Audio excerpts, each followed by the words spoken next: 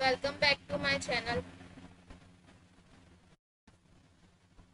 हम reciprocal promises की series को कंटिन्यू करेंगे आगे। रेसिप्रोकल प्रॉमिस मैंने आपको प्रीवियस लेक्चर में बता दिया था रेसिप्रोकल प्रोमिसेस होते क्या। सेक्शन 53 और 54 आज हम पढ़ेंगे। तो सेक्शन 53 क्या कहता है? Liability of party preventing event on which contract is to take effect. Liability of party preventing, जो प्रिवेंट करता है, प्रॉमिस को परफॉर्म करने से रोकता है, वो पार्टी का क्या क्या लाइबिलिटी रहेगी और उसका कॉन्ट्रैक्ट पर क्या इफेक्ट रहेगा। जैसे कि ए और बी ने कॉन्ट्रैक्ट किया। ए ने बी से कहा कि तुम मेरा कुछ सर्टन वर्क करना, उसके लिए मैं तुम्हें 1000 रुपीज दूंगा। यहाँ बी रेडी और विलिंग टू परफॉर्म है, एग्जीक्यूट द वर्क। वो उसका काम करने के लिए रेडी भी है और विलिंग टू परफॉर्म भी है, execute her work, execute his work. तो यहाँ पर ए ने क्या करा? उसको उसका काम करने से, जो उसका सर्टन काम था उसको करने से यहाँ पर ए ने रोक दिया। तो ए से कॉन्ट्रैक्ट बी के ऑप्शन पर क्या हो जाएंगे? वॉइडेबल हो जाएंगे और वह उन कॉन्ट्रैक्ट को रिसाइन भी कर सकता है और वह कंपनसेशन का हकदार होगा, उससे जो लॉस हुआ है उसके नॉन परफॉर्मेंस के लिए यहाँ पर। ठीक है, तो क्या हुआ? जब जो पार्टी प्रिवेंट करती है वो उसके लिए नॉन परफॉर्मेंस के लिए जिम्मेदार नहीं होगी। जो पार्टी को प्रिवेंट किया जाएगा वो नॉन परफॉर्मेंस के लिए जिम्मेदार नहीं होगी। मतलब जैसे ए ने रोका है उसको, तो ए जिम्मेदार होगा नॉन परफॉर्मेंस के लिए, न कि बी, क्योंकि बी तो उसका पार्ट परफॉर्म कर रहा था। बी तो उसकी जो लाइबिलिटी थी कॉन्ट्रैक्ट को परफॉर्म करने की वो पूरी कर रहा था, लेकिन ए ने क्या करा? उसको रोक दिया, प्रिवेंट कर दिया उसका काम करने से। क्या कर ए ने क्या करा? उसे उसका काम करने से, जो उसको सर्टन वर्क के लिए उसको कहा था कि तुमको ये लाइबिलिटी दी थी, जो उस काम को करने से प्रिवेंट करा। यहाँ आप बी को नहीं कहेंगे कि नहीं तुम नॉन परफॉर्मेंस के लिए तुमने तो काम करा नहीं, नहीं वो तो रेडी और विलिंग टू परफॉर्म था, वो उसने कोई उस पूरी तरीके से तैयारी थी, लेकिन ए ने उसको उसका काम करने से रोका। तो यहाँ गलती किसकी है? ए की। तो उसको ए को कंपनसेशन भी देना पड़ेगा और बी अपने ऑप्शन पर उस कॉन्ट्रैक्ट को वॉइडेबल भी कर सकता है और रिसाइन भी कर सकता है उस कॉन्ट्रैक्ट को। उसके पास दोनों ऑप्शन है बी के पास। ए के पास कोई ऑप्शन नहीं रहेगा क्योंकि ए ने तो प्रिवेंट करा और बी तो पूरी तरीके से तैयार था। तो यहाँ liability of party preventing event on which contract is to take effect, तो उस कॉन्ट्रैक्ट का क्या इफेक्ट होगा और जो लाइबिलिटी होगी वो पार्टी की जो प्रिवेंट कर रही है उस इवेंट को करने से, उसका क्या होगा, ये सेक्शन 53 बताता है कि लाइबिलिटी क्या होगी पार्टी की। तो यहाँ बी के ऑप्शन पर कॉन्ट्रैक्ट को क्या फर्स्ट क्या हो सकता है कि बी के ऑप्शन पर कॉन्ट्रैक्ट वॉइडेबल होगा, उसको रिसाइन भी कर सकेगा और बी लाइबल भी होगा कंपनसेशन के लिए जो उसको लॉस हुआ है। जैसे कि ए और बी ने कहा कि तुम मेरा ये काम कर दो। ए ने बी से कहा कि तुम मुझे ये गुड्स ला के दे दो तो मैं तुमको सर्टन अमाउंट पे कर दूंगा उस गुड्स की।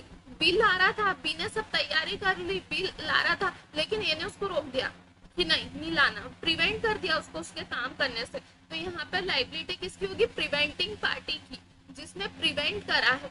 वह नहीं प्रिवेंटिंग पार्टी की नहीं होगी, जो प्रिवेंट हुआ है, जिसको रोका गया है, उसकी कोई लाइबिलिटी नहीं होगी। वो तो रेडी और विलिंग टू परफॉर्म था उसको करने को, उसके इवेंट को करने को, लेकिन जो पार्टी ने रोका है उसको क्या करना होगा? अदर पार्टी को कंपनसेशन भी देना होगा और वह जो अदर पार्टी है वो अपने ऑप्शन पर, जो प्रिवेंट हुई है वो अपने ऑप्शन पर उस कॉन्ट्रैक्ट को वॉइडेबल भी कर सकती है और रिसाइन भी कर सकती है। ये सेक्शन 53 कहता है। ऐसे रिसिप्रोकल प्रोमिसेस का बताया। तो एक बार इसकी डायरेक्ट की लैंग्वेज देख लेते हैं। इसमें भी लिखा है when a contract contains reciprocal promises, लिखा है reciprocal promises and one party to the contract prevent the other for performing his promise। जब एक पार्टी प्रिवेंट करती है अदर पार्टी को उसको प्रॉमिस परफॉर्म करने से रोकती है, तब contract become voidable at option of the party so prevented. जो प्रिवेंटेड हुई है पार्टी उसके पास ऑप्शन है कि वो कॉन्ट्रैक्ट को वॉइडेबल कर सकती है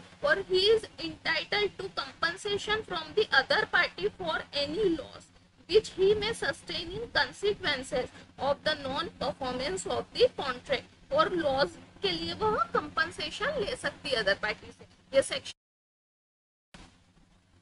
अब बात कर लेते सेक्शन 54 की। 54 क्या कहता है? Effect of default as to that promise which should be first perform in contract consisting of reciprocal promises.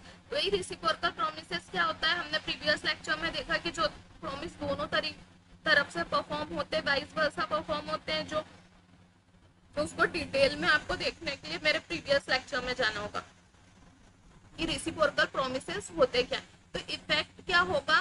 जो पार्टी फर्स्ट परफॉर्म, हमने ऑर्डर्स भी देखे थे कि कौन सी पार्टी फर्स्ट परफॉर्म करेगी और कौन सी सेकंड करेगी। अगर वह चीज भी कॉन्ट्रैक्ट में एक्सप्रेसली लिख दिया हो, एक्सप्रेसली रूप से लिख दिया हो, तो वो कॉन्ट्रैक्ट में लिखा जाएगा कि ये वाली पार्टी फर्स्ट करेगी या सेकंड कौन सी करेगी। अगर एक्सप्रेसली रूप से नहीं लिखा हो तब क्या होगा? तब नेचर ऑफ द ट्रांजैक्शन को देखा जाएगा। ये ऑर्डर हमने सेक्शन 52 में पढ़े थे कि क्या ऑर्डर होगा रेसिप्रोकल प्रॉमिस को परफॉर्म करने का। तो यहाँ पे वही बताया कि when a contract consists of reciprocal promises such that one of that cannot be performed or that its performance cannot be till the other has been performed and the promiser of the promise last mentioned failed to perform it, such promiser cannot claim the performance of the reciprocal promise and must make compensation to the other party to the contract for any loss. ये example के through, इसको भी हम 54 को examples के through समझेंगे। देखो, ये हायर करता है बी की शिप को कि उसको उसका गुड्स कन्वे करना है कलकत्ता से मॉरिशियस, कलकत्ता से उसको मॉरिशियस हायर करना है। तो बी ने क्या, यहाँ पर क्या हुआ? ए ने क्या करा? हायर करी। बी के पास शिप थी, बी की शिप को हायर करा उसके गुड्स के लिए। तो यहाँ पर बी ने कहा कि मैं गुड्स को तो तुम्हारे पहुंचा दूंगा, पर उससे पहले तुमको मेरे को, ए को कहा कि तुमको मेरे को कार्गो प्रोवाइड करवाना पड़ेगा। बी ने क्या कहा कि तुमको मेरे को कार्गो प्रोवाइड करवाना पड़ेगा। तो ए ने क्या करा? कार्गो प्रोवाइड नहीं कराया। तो यहाँ पर ए क्लेम नहीं कर सकता परफॉर्मेंस के लिए कि बी ने प्रॉमिस परफॉर्म नहीं करा है।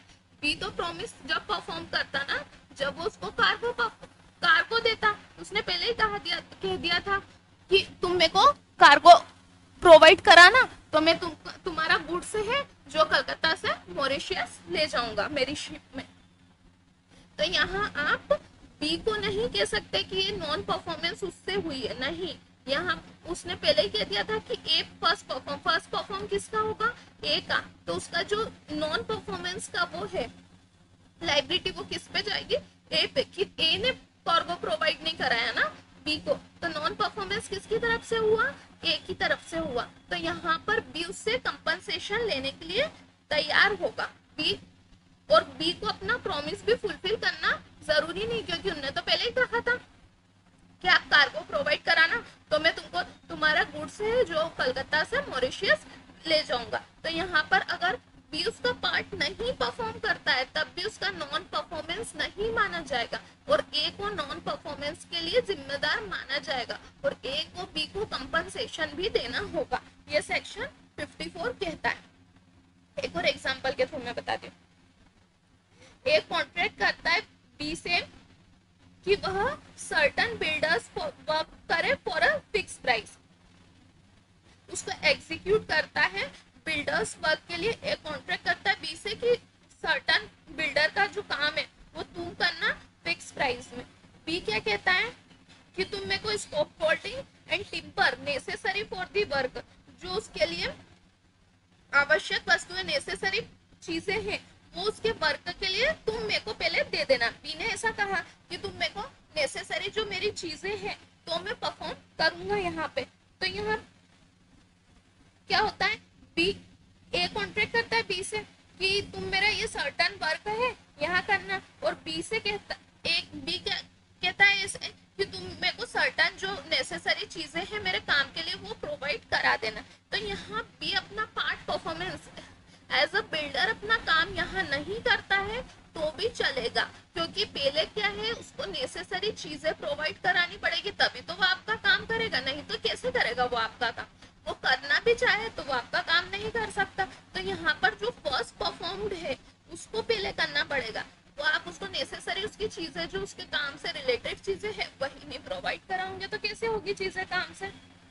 ये बताया section 50।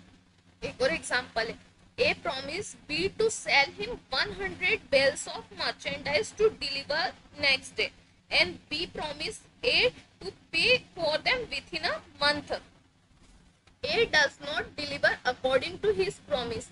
B's promise to pay need not be performed, and A must make compensation. A promise करता है B को कि मैं 100 bales of merchandise तुमको डिलीवर करूंगा नेक्स्ट डे, और B प्रॉमिस करता है A से कि मैं तुमको विथ इन ए मंथ, जैसे ही डिलीवर हुआ उसके विथ इन अ मंथ तुमको अमाउंट पे कर दूंगा.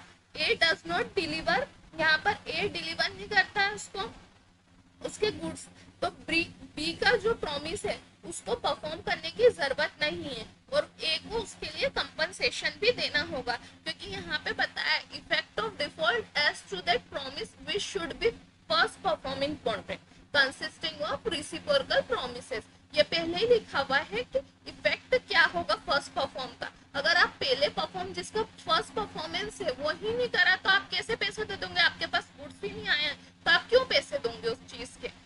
वो अगर आपको गुड्स भेजता तो फिर आप उसको पे करते थे. उसने कहा था कि जैसे डिलीवर होगा उसके विथ इन अ मंथ मैं आपको पे कर दूंगा. तो यहाँ नॉन परफॉर्मेंस किसकी तरफ से हुई, ए की तरफ से, जिसने गुड्स डिलीवर नहीं करा. बी तो करना चाहता था, वो ready and willing to perform था, उसकी था करना, पर वो कैसे करता जब उसके पास गुड्स ही नहीं है, तो उसका इफेक्ट बढ़ता है. तो उसके लिए उसको कंपनसेशन भी देना होगा, उसका ये इफेक्ट होगा.